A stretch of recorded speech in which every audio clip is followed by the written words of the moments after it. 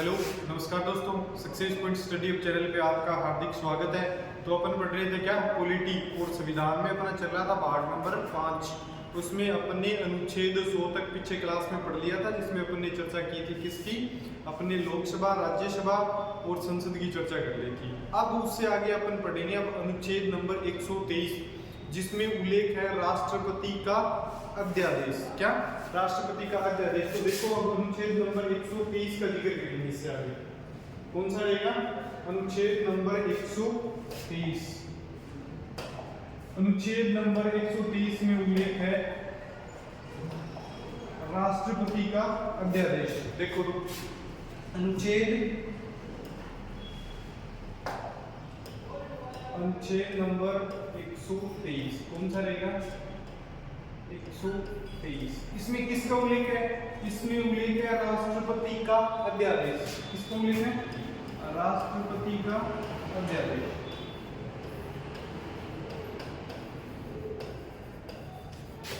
अब समझो कि राष्ट्रपति का अध्यादेश क्या होता है। जब संसद का स्तर नहीं चल रहा हो और आपातकालीन कोई कानून बनाना हो तो वो कौन बनाएगा? राष्ट्रपति बनाएगा। कौन बनाएगा? राष्ट्रपति बनाएगा। यानी देखो क्या, कोई आपातकालीन कानून बनाना है। क्या बनाना है? कानून। और उसमें क्या करना है? इस समय क्या नहीं चल रहा हो? संसद का कोई भी सत्र नहीं चल रहा हो। क्या, संसद का सत्र नहीं चल रहा हो तो उस समय क्या होता है, कोई भी कानून बनाया जाता है तो वो कौन बनाएगा? राष्ट्रपति। और उसको अपन क्या बोलेंगे? राष्ट्रपति का अध्यादेश। और वो कौन बनाएगा? ये कानून है वो बनाएगा कौन? ये कानून बनाएगा राष्ट्रपति। कौन? राष्ट्रपति। और इसमें सलाह किसकी होगी? राष्ट्रपति इसमें सलाह लेगा मंत्रिपरिषद की। किसकी? मंत्रिपरिषद की सलाह। मंत्रिपरिषद या फिर अपन प्रधानमंत्री भी बोल सकते हैं। इसको क्या बोल सकते हैं अपन? प्रधानमंत्री की सलाह लेगा। किसमें? राष्ट्रपति अपना अध्यादेश बनाने के लिए किसकी सलाह लेगा? प्रधानमंत्री की सलाह लेगा। आगे बात समझ में? अब उससे आगे बात करते हैं इसी के बारे में। राष्ट्रपति का अध्यादेश अगर राष्ट्रपति चाहे तो इसे समाप्त भी कर सकता है और समाप्त करके राष्ट्रपति अध्यादेश कितनी भी बार ला सकता है। ठीक है, तो अध्यादेश को समाप्त भी कर सकता है कौन? राष्ट्रपति। कौन कर सकता है? राष्ट्रपति। समय से पहले अगर समस्या का सॉल्यूशन हो जाता है, कोई ऐसा कानून बनाया गया हो तो राष्ट्रपति समय से पहले क्या कर सकता है? अपने अध्यादेश को समाप्त कर सकता है। कौन कर सकता है? राष्ट्रपति। दूसरा, अगर ऐसा हो जाए कि अध्यादेश समाप्त नहीं हो, क्या अध्यादेश समाप्त नहीं हो तो अधिकतम कितने दिन तक लागू रहेगा? अध्यादेश अधिकतम 6 माह तक लागू रहेगा। अगर 6 माह के अंतर्गत कोई संसद का सत्र आ जाता है तो वो अधिकतम कितने दिन तक? 42 दिन तक लागू रहेगा। देखो अध्यादेश लागू कितने दिन रहेगा? अधिकतम 6 माह। कितने दिन रह सकता है? अधिकतम 6 माह तक लागू रह सकता है। कब? जब इसके बीच में संसद का कोई भी सत्र नहीं चले। क्या? संसद का सत्र नहीं चले। अगर बीच में संसद का सत्र चला जाता है, यानी संसद का सत्र हो जाता है, तो उसमें क्या होगा? उसमें अधिकतम 42 दिन तक। अधिकतम 42 दिन। कब? जब बीच में क्या हो जाए? संसद का सत्र बुला लिया जाए। संसद का सत्र बुला लिया जाए। बुलाया हो तो कितने दिन चलेगा? 42 दिन तक। अगर आप देखो संसद का सत्र बुला लिया गया या फिर 6 माह हो जाते हैं, दोनों कंडीशन देखो, 6 माह हो जाते हैं या बीच में संसद का सत्र आ गया तो 42 दिन। उसके बाद अगर संसद के दोनों सदनों में ये अगर पारित नहीं होता है तो क्या होगा? कानून खारिज माना जाएगा। क्या माना जाएगा? कानून खारिज माना जाएगा। किस कंडीशन में? अगर देखो 6 माह है या 42 दिन, दोनों में 6 माह कब होगा? जब बीच में कोई सत्र नहीं चलेगा। अगर बीच में कोई सत्र चल रहा है तो अधिकतम कितने? 42 दिन। इसके अंतर्गत अगर दोनों सदनों में पारित नहीं होगा, इसके अंतर्गत दोनों सदनों में अगर पारित नहीं होगा तो क्या होगा? कानून खारिज हो जाएगा। कानून क्या हो जाएगा? खारिज हो जाएगा, कानून खारिज। क्लियर? ये बातें समझ में आ गई कि राष्ट्रपति का अध्यादेश क्या होता है। राष्ट्रपति का अध्यादेश एक अस्थायी कानून होता है, अधिकतम अवधि 6 माह। लागू कौन करेगा? राष्ट्रपति। किसकी सलाह पे? प्रधानमंत्री या मंत्रिपरिषद की सलाह पे 6 माह तक लागू। अगर बीच में सत्र आ जाता है तो अधिकतम 42 दिन तक लागू रहेगा। क्लियर? ये है अनुच्छेद 123, इंपॉर्टेंट है। क्या था? राष्ट्रपति का अध्यादेश। अब अनुच्छेद 124 से 147 किसका जिक्र करेंगे? Supreme court. किसका? अगला टॉपिक अपना क्या रहेगा? Supreme court. क्या रहेगा? Supreme court. सुप्रीम कोर्ट ये कहां से कहां तक उल्लेख है इसका? अनुच्छेद नंबर 124 से 147 तक। कहां तक? अनुच्छेद 124 से 147 तक किसका उल्लेख किया गया है? सुप्रीम कोर्ट का। सुप्रीम कोर्ट में कुल कितने जज होते हैं? तो 33 प्लस 1 टोटल कितने? 34। ये एक होता है, ये क्या होता है? मुख्य न्यायाधीश। ये क्या होता है? मुख्य न्यायाधीश। अब पूछें आपसे कि वर्तमान में मुख्य न्यायाधीश कौन है? तो वर्तमान में मुख्य न्यायाधीश है डी.वाई. चंद्रचूड़ और इनके पिता वाई.डी. चंद्रचूड़ भी क्या रह चुके हैं? सुप्रीम कोर्ट के मुख्य न्यायाधीश रह चुके हैं। ये बात भी इंपॉर्टेंट है। डी.वाई. चंद्रचूड़ ये कौन है? CJ, chief justice of India. Supreme court के मुख्य न्यायाधीश वर्तमान में कौन है? डी.वाई. चंद्रचूड़। आगे बात समझ में? अब इससे आगे अपन बात करते हैं अनुच्छेद नंबर 124 से। किससे? अनुच्छेद नंबर 124। देखो अनुच्छेद नंबर 124 इसमें किसका जिक्र किया गया है? देखो अनुच्छेद नंबर 124 में कहा गया है कि सुप्रीम कोर्ट का गठन। क्या कहा गया? सुप्रीम कोर्ट का गठन। सुप्रीम कोर्ट में मैंने बता दी जज कितने होंगे? 33 प्लस 1 34, एक होगा मुख्य न्यायाधीश। कितने टोटल जज बता दिया आपको? 33 प्लस 1 34। अब इसमें इनकी डिटेल भी दी गई है। ये जो 33 जज होंगे इनकी नियुक्ति कैसे होगी? देखो इनकी नियुक्ति किनकी बात कर रहा हूं मैं? ये जो 33 जज इनकी नियुक्ति कैसे होगी? बात समझो यहां से आप। इनकी नियुक्ति राष्ट्रपति करेगा। कौन करेगा? राष्ट्रपति। राष्ट्रपति सलाह लेगा सुप्रीम कोर्ट के मुख्य न्यायाधीश से। किससे? सुप्रीम कोर्ट के मुख्य न्यायाधीश से। सुप्रीम कोर्ट का जज बनने के लिए योग्यता हाई कोर्ट में कम से कम 5 साल तक, क्या 5 साल तक या तो हाई कोर्ट का मुख्य न्यायाधीश रहा हो या 10 साल तक हाई कोर्ट में वकालत की हो, और तीसरी कंडीशन वो राष्ट्रपति की नजर में संविधान का अच्छा ज्ञाता हो या कानून का ज्ञाता हो। उसको क्या बनाया जाता है? उसको हाई कोर्ट सुप्रीम कोर्ट का मुख्य न्यायाधीश या न्यायाधीश बनाया जाता है। आगे बात समझ में? तो अब इसकी ये योग्यता ये ओवरऑल योग्यता है। लेकिन अगर बात करें सुप्रीम कोर्ट के न्यायाधीश की, मुख्य न्यायाधीश की नहीं, न्यायाधीश की बात करें तो उसके लिए क्या होगा? से नियुक्त कौन करेगा? राष्ट्रपति। इसको नियुक्त कौन करेगा? राष्ट्रपति। और ये राष्ट्रपति सलाह किसकी लेगा? ये सलाह लेगा सुप्रीम कोर्ट के मुख्य न्यायाधीश की। क्या? सुप्रीम कोर्ट के मुख्य न्यायाधीश की सलाह पे नियुक्त करेगा अन्य न्यायाधीश को। आगे बात समझिए किसकी सलाह से? सुप्रीम कोर्ट के मुख्य न्यायाधीश की सलाह से। अब बात करते हैं कि न्यायाधीश मुख्य न्यायाधीश है। मुख्य न्यायाधीश इसको हम क्या बोलते हैं? सीजे, चीफ जस्टिस ऑफ इंडिया बोलते हैं उसको। अगर इसकी नियुक्ति की बात करें तो इसकी नियुक्ति भी कौन करेगा? इसकी नियुक्ति भी राष्ट्रपति ही करेगा। कौन करेगा? राष्ट्रपति। लेकिन ये सलाहें किसकी लेगा इसमें? ये बात सबसे ज्यादा इंपॉर्टेंट है। ये सलाह लेगा कोलेजियम की। किसकी सलाह लेगा? कोलेजियम। किसकी सलाह लेगा? कोलेजियम। अब समझो कि कोलेजियम क्या होता है। कोलेजियम क्या होता है ये समझो। कोलेजियम होता है सुप्रीम कोर्ट में 5 वरिष्ठ या मुख्य रूप से जिनको अधिक समय तक उसमें वकालत कर ली हो, उनको जो वरिष्ठ न्यायाधीश होंगे, 5 मुख्य वरिष्ठ न्यायाधीश होंगे, उनको क्या बोलते हैं? कोलेजियम। 5 वरिष्ठ न्यायाधीश इनको क्या बोलते हैं, कोलेजियम। इसकी सलाह ली जाती है और फिर क्या नियुक्त किया जाता है, सुप्रीम कोर्ट के मुख्य न्यायाधीश को नियुक्त किया जाता है। अब बात कर लेते हैं इनकी किसकी, कार्यकाल की, इनका कार्यकाल। तो इनका कार्यकाल होता है 65 वर्ष तक। कब, अधिकतम 65 वर्ष तक ये नियुक्त रह सकते हैं। और इनको कौन नियुक्त करता है, वो बता दिया, राष्ट्रपति। वैसे कोई 5 या 6 वर्ष का कोई इसमें उल्लेख है नहीं। और क्योंकि सुप्रीम कोर्ट में जो जज पहुंचते हैं ना, वो होता है कि उनकी लगभग उम्र 60 प्लस हो ही जाती है। रीजन ये होता है कि क्योंकि इतनी योग्यता तभी बनती है जब पीछे हाई कोर्ट में पहुंचना, अपने निम्न न्यायालय से उच्च न्यायालय तक आना, फिर सुप्रीम कोर्ट तक आना, बहुत काफी लंबा स्ट्रगल हो जाता है। उसके बाद पहुंचते हैं। तो लगभग इनकी जो कार्यकाल है वो 3, 4 या मैक्सिमम 5 साल तक ही रहता है। आगे बात समझ में।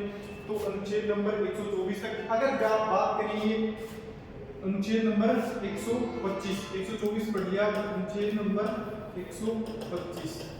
125 में बात की गई है न्यायाधीश का वेतन। किसका जिक्र किया गया है, न्यायाधीश का वेतन। इसके बीच में एक बात हो रहेगी, अगर ये कौन, सुप्रीम कोर्ट के न्यायाधीश, मुख्य न्यायाधीश या अन्य न्यायाधीश त्यागपत्र देना चाहिए तो किसको देंगे, राष्ट्रपति को। ये बात इसमें रहेगी, एक बार आप नोट कर लेना, ठीक है। किसको देंगे, राष्ट्रपति को। अब बात करें अनुच्छेद नंबर 125, इसमें कहा गया न्यायाधीश का वेतन। तो न्यायाधीश का वेतन, सुप्रीम कोर्ट के मुख्य न्यायाधीश का वेतन होता है 2,80,000 रुपए। अन्य न्यायाधीश जो 33 न्यायाधीश हैं उनका वेतन होता है 2,50,000 रुपए। इनको केंद्र के संचित निधि से वेतन दिया जाता है और इसमें से किसी प्रकार की कटौती नहीं होती। ये का उल्लेख है अनुच्छेद नंबर 125 में। तो इसमें क्या रहेगा, न्यायाधीश का वेतन। इसमें जिक्र किया था अपने न्यायाधीश का वेतन। और वेतन कितना होता है, सुप्रीम कोर्ट के अगर मुख्य न्यायाधीश का बात करें, मुख्य न्यायाधीश, तो इसका वेतन होता है 2,80,000। कितना, 2.80 लाख रुपए। अगर बात करें अन्य न्यायाधीश, तो अन्य न्यायाधीश का वेतन होता है 2,50,000। आगे समझ में। इसको वेतन दिया जाता है केंद्र की संचित निधि से। किससे, संचित निधि से वेतन दिया जाता है। और दूसरी विशेषता एक और बताई, किसी प्रकार की कटौती नहीं होती इसमें। क्या नहीं होती, किसी प्रकार की कटौती नहीं होती। आगे बात समझ में। किसमें बात कर रहा हूँ, सुप्रीम कोर्ट के जो न्यायाधीश होते हैं उनके वेतन की बात कर रहा हूँ। उसमें किसी भी प्रकार की क्या नहीं होती, कटौती नहीं होती। अब बात करते हैं अनुच्छेद नंबर 126, अनुच्छेद नंबर 126, अनुच्छेद 126। इसमें उल्लेख किया गया कार्यकारी मुख्य न्यायाधीश। किसका उल्लेख है, कार्यकारी मुख्य न्यायाधीश। देखो, कार्यकारी मुख्य न्यायाधीश, अगर मुख्य न्यायाधीश अनुपस्थित होगा तो उस समय सुप्रीम कोर्ट का मुख्य न्यायाधीश कौन बनेगा, तो अन्य जो कितने होंगे, अन्य जो 33 होंगे उनमें से किसी एक को क्या बना देंगे, सीजेआई बना देंगे, यानी सुप्रीम कोर्ट का मुख्य न्यायाधीश बना देंगे। कब तक, जब तक सुप्रीम कोर्ट का मुख्य न्यायाधीश अनुपस्थित रहता है उस समय तक कार्यकारी मुख्य न्यायाधीश बना दिया जाता है। ये उल्लेख इसमें है अनुच्छेद नंबर 126। अब बात करते हैं अनुच्छेद नंबर 127। किसकी बात करें, अनुच्छेद नंबर 127। 127 में जिक्र किया गया तदर्थ न्यायाधीश। किसका जिक्र है, तदर्थ न्यायाधीश। इसमें ये होता है, देखो समझो, तदर्थ न्यायाधीश क्या होते हैं, जैसे सुप्रीम कोर्ट है, सुप्रीम कोर्ट में 33 + 1 34 न्यायाधीश बैठते हैं। किसी कारणवश 4-5 न्यायाधीश अनुपस्थित हो जाते हैं तो उस स्थिति में हाई कोर्ट से जो वरिष्ठ वकील होते हैं उनको क्या लिया जाता है, सुप्रीम कोर्ट में लिया जाता है। उनको अपन क्या बोलते हैं, तदर्थ न्यायाधीश। क्या बोलेंगे, तदर्थ न्यायाधीश। इसका उल्लेख इसमें है अनुच्छेद नंबर 127 में। अब बात करते हैं अनुच्छेद नंबर 128। अब देखो, इसमें भी इसी का उल्लेख है। इसमें कहा गया है, बाय द वे ऐसा हो जाए कि हाई कोर्ट में भी वकीलों की कमी हो, न्यायाधीशों की कमी हो, उस समय क्या होता है कि अपन वहां से पूरा पैनल कंप्लीट नहीं हो रहा तो वहां से अपन सुप्रीम कोर्ट में नहीं ले जा सकते। अगर ऐसी स्थिति हो जाए तो जो रिटायर्ड न्यायाधीश हैं उनको क्या किया जाता है, सुप्रीम कोर्ट के न्यायाधीश बनाए जाते हैं। किनको, रिटायर्ड न्यायाधीश को। रिटायर्ड जो न्यायाधीश हैं इनको क्या किया जाता है, सुप्रीम कोर्ट के न्यायाधीश बनाए जाते हैं। आगे बात समझिए, अगर ऐसी स्थिति आ भी जाए, ऐसा बहुत कम होता है, ऐसा हुआ नहीं कभी, लेकिन अगर ऐसा हो जाता है तो क्या होगा, जो रिटायर्ड न्यायाधीश है उनको क्या बना दिया जाता है, सुप्रीम कोर्ट के न्यायाधीश बना दिया जाता है। अब बात करते हैं अनुच्छेद 129। इसमें सुप्रीम कोर्ट एक है अभिलेख न्यायालय, सुप्रीम कोर्ट अभिलेख न्यायालय, अभिलेख न्यायालय। अब समझो कि अभिलेख न्यायालय होता क्या है। अभिलेख न्यायालय का मतलब ये है कि अगर सुप्रीम कोर्ट ने कोई फैसला सुना दिया तो वो अन्य मामलों में भी उसका उपयोग कर सकते हैं, या अन्य मामलों में भी उसी निर्णय को काम में ले सकते हैं। यानी सुप्रीम कोर्ट का निर्णय होगा वो क्या होगा, सर्वोपरि होगा। आगे बात समझ में। अब बात करते हैं अनुच्छेद नंबर 130। नॉर्मल बातें, अनुच्छेद नंबर 130, इसमें जिक्र किया गया सुप्रीम कोर्ट का स्थान क्या होगा, या फिर ऐसा हो जाए क्या कि सुप्रीम कोर्ट जैसे नई दिल्ली में और वहां सभी केसों का निपटारा नहीं हो पा रहा हो तो उसकी खंडपीठ कहीं और दे सकते हैं। यानी भारत का ऐसा क्षेत्र निश्चित कर ले जिसमें सुप्रीम कोर्ट की कोई खंडपीठ हो सकती है। वो किसमें उल्लेख है, अनुच्छेद नंबर 130। अब बात करते हैं इसके आगे, अनुच्छेद नंबर 132, इसका जिक्र करते हैं। अनुच्छेद नंबर 132, इसमें कहा गया कि सुप्रीम कोर्ट ने ना, मतलब सुप्रीम कोर्ट से हाई कोर्ट में अपन नहीं जा सकते। सुप्रीम कोर्ट ने जो फैसला सुना दिया वो सर्वमान्य होगा, लेकिन हाई कोर्ट से अपन क्या कर सकते हैं, सुप्रीम कोर्ट में जा सकते हैं। क्या हाई कोर्ट से सुप्रीम कोर्ट में अपन क्या कर सकते हैं, जा सकते हैं, प्रवेश कर सकते हैं। आगे बात समझिए, किसी भी मामले में अगर ऐसा लगता है कि सुप्रीम कोर्ट ने फैसला सुना दिया तो वो अंतिम होगा, वहां से अपने पास कोई आधार नहीं है कि किसी अन्य न्यायालय में चले जाएं, लेकिन हाई कोर्ट ने जो फैसला सुना दिया और उससे अगर अपन संतुष्ट नहीं है तो कहां जा सकते हैं, सुप्रीम कोर्ट में जा सकते हैं। इससे आगे आता है अनुच्छेद नंबर 141, इसका जिक्र आता है। इससे आगे आता है अनुच्छेद नंबर 141, जिसमें कहा गया कि सुप्रीम कोर्ट ने जो फैसले सुना दिए वो सभी न्यायालयों को मान्य होंगे, सभी नागरिकों को मान्य होंगे और सभी अधिकारियों को मान्य होंगे। ये किसमें उल्लेख है, अनुच्छेद नंबर 141 में। इसमें अनुच्छेद नंबर 141 में कि सुप्रीम कोर्ट का जो निर्णय है, सुप्रीम कोर्ट का निर्णय वो किस किस को मानने पड़ेंगे, सभी को मानने पड़ेंगे, चाहे कोई हो पर, लेकिन मुख्य रूप से किसका, सभी न्यायालयों को मानने पड़ेंगे, सभी नागरिकों को मानने पड़ेंगे और सभी अधिकारियों को मानने पड़ेंगे। आगे बात समझ क्लियर है चीजें। यानी सुप्रीम कोर्ट का निर्णय अंतिम और सर्वमान्य होगा, कहने का मतलब ये है। अब बात करते हैं अनुच्छेद नंबर 143, इसकी अनुच्छेद नंबर 143 यहाँ तक क्लियर हो गया। अब बताता हूँ आपको अनुच्छेद नंबर 143। इसमें कहा गया है कि राष्ट्रपति अगर चाहे तो, इंपोर्टेंट, सबसे इंपोर्टेंट क्वेश्चन है, राष्ट्रपति अगर चाहे तो सुप्रीम कोर्ट से सलाह ले सकता है। क्या ले सकता है, सलाह ले सकता है। सुप्रीम कोर्ट चाहे तो राष्ट्रपति को सलाह दे सकती है। अब देखो, अगर सुप्रीम कोर्ट राष्ट्रपति को सलाह दे रही है, राष्ट्रपति चाहे तो ही ले सकता है। अगर सुप्रीम कोर्ट किसी मामले में सलाह दे रही है तो राष्ट्रपति सलाह को मानने के लिए बाध्य नहीं है। दूसरी कंडीशन ये, अगर राष्ट्रपति सुप्रीम कोर्ट से सलाह ले रहा है, सुप्रीम कोर्ट चाहे तो सलाह दे सकती है, सलाह देने के लिए बाध्य नहीं है। कहने का मतलब ये है कि ना तो राष्ट्रपति बाध्य है सुप्रीम कोर्ट की सलाह मानने के लिए, और ना ही सुप्रीम कोर्ट बाध्य है किसके लिए, राष्ट्रपति को सलाह देने के लिए। आगे बात समझ में, ये सबसे ज्यादा इंपॉर्टेंट क्वेश्चन है। राष्ट्रपति क्या कर सकता है, सलाह ले सकता है, किससे, सुप्रीम कोर्ट से, और सुप्रीम कोर्ट सलाह दे सकता है,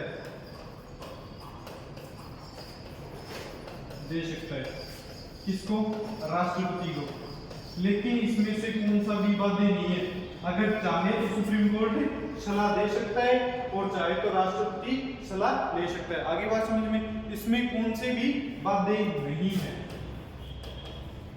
समझ गए बात, बाध्य नहीं, और ना ही सुप्रीम कोर्ट बाध्य है कि वो सलाह दे। चाहे तो दे सकती है, राष्ट्रपति को मना भी कर सकती है सलाह देने के लिए। क्लियर। तो यहाँ अपना क्या हो गया, सुप्रीम कोर्ट क्लियर हो गया। अब बार 5 में छोटा सा टॉपिक अपना CAG, नियंत्रक एवं महालेखा परीक्षक। क्या? नियंत्रक एवं महालेखा परीक्षक, जिसका उल्लेख है अनुच्छेद नंबर 148 से 151, नॉर्मल सा टॉपिक है। तो अब एक क्या रहेगा, CAG, जिसे क्या बोलते हैं, नियंत्रक या फिर महालेखा परीक्षक। किसका उल्लेख है? नियंत्रक एवं महालेखा परीक्षक का। अनुच्छेद कहां से कहां तक? अनुच्छेद नंबर 148 से 151 तक। कहां तक है? अनुच्छेद नंबर 148 से 151 तक। अब देखो, अगर पूछे कि वर्तमान में CAG कौन है, क्वेश्चन आ सकता है, करंट का क्वेश्चन बन सकता है। तो वर्तमान CAG कौन है? गिरीश चंद्र मुर्मू। कौन है? गिरीश चंद्र मुर्मू। ये वर्तमान में के CAG, नियंत्रक एवं महालेखा परीक्षक। अब मैं सीधा डायरेक्टली बता देता हूँ कि CAG क्या होता है। राज्य सरकार और केंद्र सरकार जितना भी उनका लेखा जोखा होता है उसका हिसाब रखने वाला कौन होता है? CAG। ये क्लियर हो गया आपको। अब बात करते हैं अनुच्छेद नंबर 148। अनुच्छेद नंबर 148, इसमें जिक्र किया गया है CAG का पद। इसका जिक्र किया गया है CAG का पद। कौन से में? अनुच्छेद नंबर 148 में। अब देखो, CAG की नियुक्ति कौन करता है? राष्ट्रपति। किसकी सलाह पे करता है? मंत्रिमंडल की सलाह पे। आगे बात समझ में। अगर पूछे कि ये कब तक कार्यरत रहता है, तो ये राष्ट्रपति के प्रसाद पर्यंत ही कार्यरत रहता है। अगर वो चाहें तो इसको हटा सकते हैं। वैसे इसका कार्यकाल क्या होता है? 6 वर्ष या 65 वर्ष। अगर इसकी बात करें कार्यकाल की, कार्यकाल 6 वर्ष या फिर 65 वर्ष। इसका मतलब समझ रहे हो? अगर वो नियुक्त हो गया, जैसे जिस समय नियुक्त हुआ है उस समय उसकी उम्र है 62 साल। कितनी? 62 साल। आगे 65 होने में कितनी रहेगी? तो ये 3 वर्ष तक की कार्यकाल में रहेगा। आगे बात समझिए, 65 का मतलब क्या? वो 6 वर्ष का मतलब ये हो गया कि ये बन गया कोई 50-52 का बन गया, तो ये अपना 6 वर्ष का कार्यकाल 56 वर्ष तक क्लियर कर सकता है। कहने का मतलब ये कि अधिकतम 65 वर्ष हो सकती है, और अगर वैसे देखा जाए 65 वर्ष नहीं हो रही है तो 6 वर्ष तक कार्यकाल में रह सकता है। ये बात किसके लिए है? ये CAG के लिए लागू है। अब देखो, इसमें जो CAG नियुक्त होता है ना, वो मंत्री परिषद का सदस्य नहीं हो सकता। ये बात सबसे इंपॉर्टेंट है। क्या नहीं हो सकता? मंत्री परिषद का सदस्य नहीं हो सकता। सदस्य नहीं हो सकता। क्या नहीं हो सकता? ये मंत्री परिषद का सदस्य नहीं हो सकता। कौन? CAG। ये सबसे ज्यादा इंपॉर्टेंट बात है। CAG किसका सदस्य नहीं हो सकता? मंत्री परिषद का सदस्य नहीं हो सकता। अब बात करते हैं अनुच्छेद नंबर 149। किसकी बात करेंगे? अनुच्छेद नंबर 149, जिसमें कहा गया CAG की शक्तियों का जिक्र है। किसका? CAG की शक्तियां। किसमें उल्लेख है? अनुच्छेद नंबर 149। इससे आगे बात करें अनुच्छेद नंबर 150। इसमें कहा गया कि केंद्र व राज्य का लेखा जोखा है ना, लेखा वो कौन रखेगा? वो रखेगा CAG। कौन रखेगा? CAG। अब इससे आगे बात करते हैं अनुच्छेद नंबर 151। कौन सा? अनुच्छेद नंबर 151। इसमें कहा गया है कि केंद्र व राज्य सरकार का लेखा CAG रखेगा और इसकी जानकारी राष्ट्रपति को देगा। क्या? इसकी जानकारी मतलब CAG लेखा की जानकारी किसको देगा? राष्ट्रपति को। जानकारी किसको देगा? राष्ट्रपति। ये किसमें उल्लेख है? अनुच्छेद नंबर 151। तो यहां तक अपना क्या हो जाता है? भाग नंबर 5 क्लियर हो जाता है। अगर आपको भाग नंबर 5 क्लियर है तो सेम वैसा का वैसा कहे भाग नंबर 6, थोड़ा बहुत कोई डिफरेंस है। अगर ये अच्छे से समझ में आ जाएगा तो वो भी आराम से समझ में आ जाएगा। अगला भाग पढ़े उससे पहले ये बेटर रहेगा कि आप पीछे वाले का आराम से रिवीजन कर लो। ठीक है, तो आज की क्लास में यहाँ तक। धन्यवाद।